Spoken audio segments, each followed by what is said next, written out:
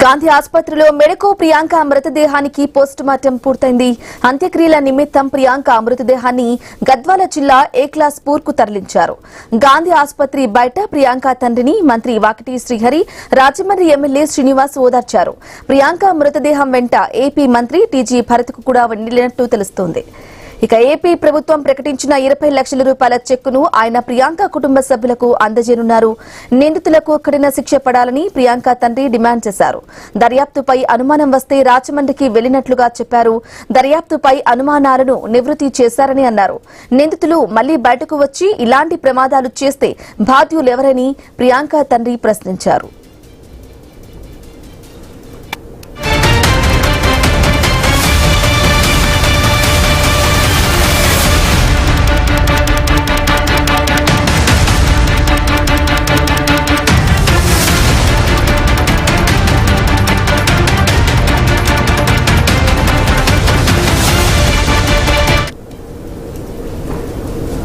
ఇక గాంధీ ఆసుపత్రిలో మెడకో Priyanka మృతదేహానికి post mortem అయితే పూర్తయింది.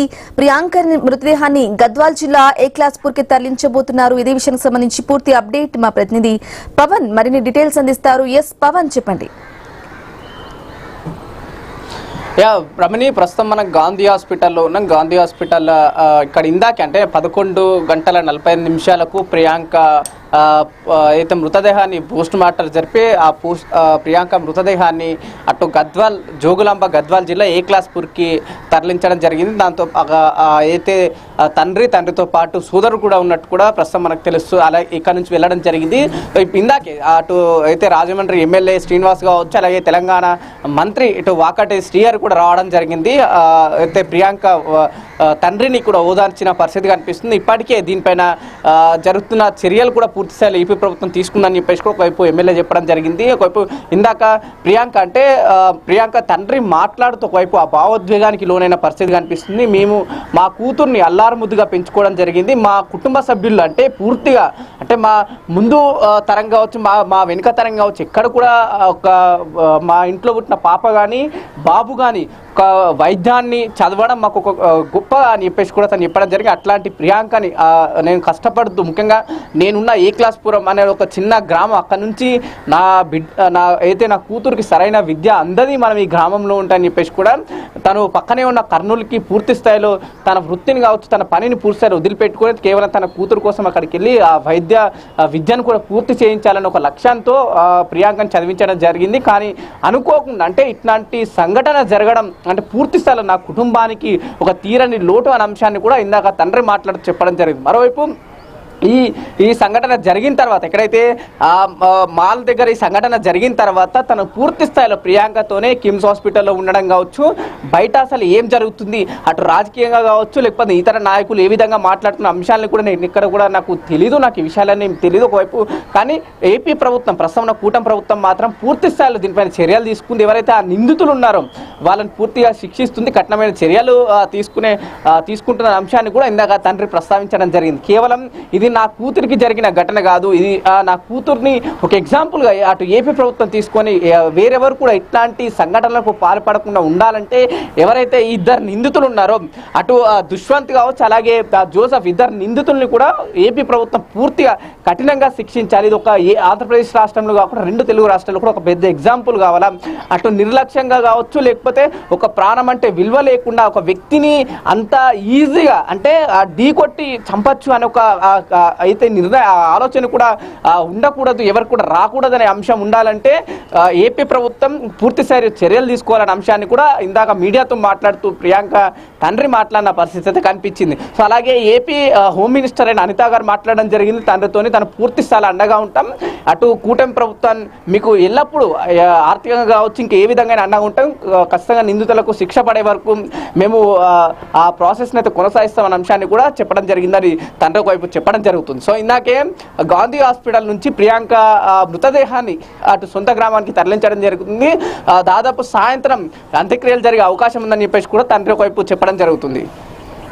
అయితే పవన్, ఆయన ప్రియాంక తండ్రి మీడియాతో మాట్లాడే సందర్భంలో కూడా దర్యాప్తుపై అనుమానాలను నివృత్తి చేస్తామని చెప్పేసి హామీ ఇచ్చారు అని చెప్పారు. అయితే మళ్ళీ ఒకవేళ నిందితులు బయటకు వచ్చి మళ్ళీ దాడి చేస్తారేమో, ఇలాంటి ప్రమాదాలు చేస్తే అసలు బాధ్యులు ఎవరు అంటూ కూడా ఆయన ప్రశ్నించడం జరిగింది. ఏంటంటారు, అసలు ఎలా చూడారంటారు? అంటే ఒకవైపు కొంత అయితే మీడియాలో కావచ్చు, సోషల్ మీడియాలో కొంత సర్క్యులేట్ అవుతున్న న్యూస్ కావచ్చు. సాధారణంగా ఇక్కడ ఇన్సిడెంట్ అయితే ప్రభుత్వాలు అధికార పార్టీ మధ్య కావచ్చు, ప్రతిపక్షాల పార్టీల మధ్య వాదనలు, ఈ వాగ్వాదాలు నడుస్తుంటాయి. సో ఆ విషయాన్ని తను గుర్తు చేస్తుంది. అంటే నిందితులకు కొంతవరకు మొదట్లో ఎవరైతే ఇన్సిడెంట్ అయిన తర్వాత కొంత నిందితులు పట్టుకోవడం విషయాన్ని పోలీసులు జాప్యం చేశారు. కానీ ఎప్పుడైతే మీడియా ఇష్యూ చేసిందో, మరీ ముఖ్యంగా ఐ న్యూస్ లాంటి ఛానల్స్ని దగ్గరుండి, అంటే ప్రియాంక ఒక విద్యార్థినికి ఈ విధంగా జరగడం అనే అంశాన్ని దగ్గరగా తీసుకొని ఖచ్చితంగా ఇట్లాంటి వాళ్ళకు న్యాయం జరగాలి, ఆ కుటుంబానికి అండగా ఉండాలని ఐ న్యూస్ లాంటి ఛానల్ ఏ విధంగా ముందరికి వచ్చి ఆ విషయాన్ని తను అక్కడ ప్రస్తావిస్తూ కూడా, అంటే మీడియా ఛానళ్ళని నేను ఖచ్చితంగా అభినందిస్తున్నా.